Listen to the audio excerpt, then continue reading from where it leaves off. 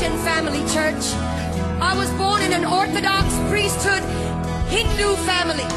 I was born in a Hindu family to Brahmin priests. My grandfather, my great-grandfather, and my great-great-grandfather were Hindu priests.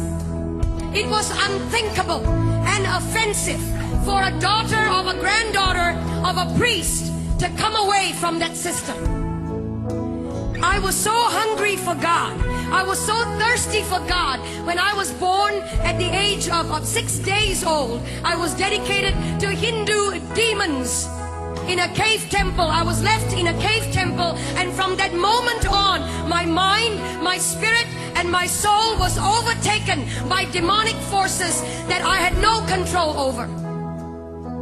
I could not control these forces. They controlled me. Every decision I made, everything I became. I began to learn to worship the names of over 2,000 gods. Over 2,000 gods by memory. It was required of me. It was required of the priesthood.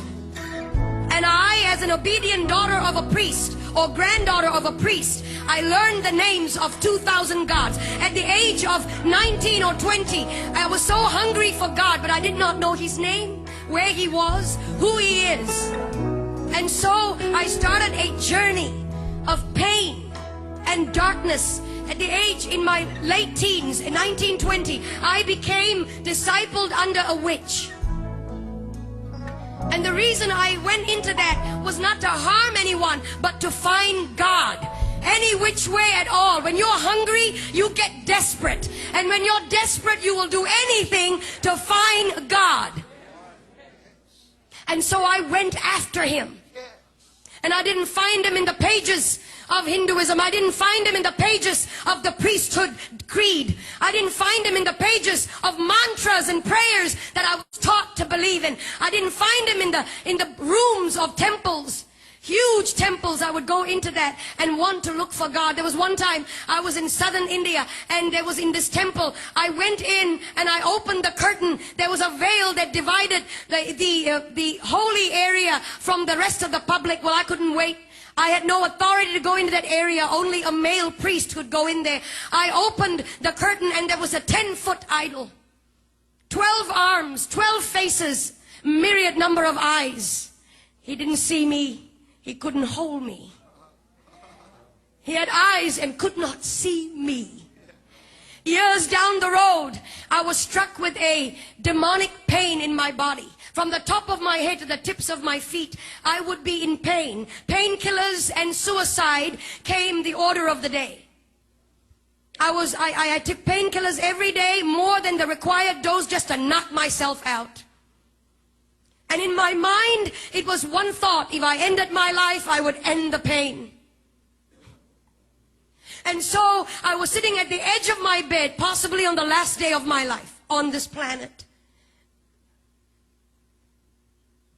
Sometimes, when it all looks lonely, you feel that nobody really cares. Hear me, young people. He's watching over you. He's watching over you. And it may not be tangible, but He's over you. And He loves you. And He'll come through for you if you would just focus on Him and let the other stuff go. And I was sitting at the edge of my bed, frustrated, fed up. And I cried out like you have cried out. Jesus! I'd heard of that name when I was growing up. Christmas cards. Christian people that would come to my door and tell me, He died for you. And I would resist them and argue with them. Proud and arrogant of the priesthood that I belonged to. Ignorant.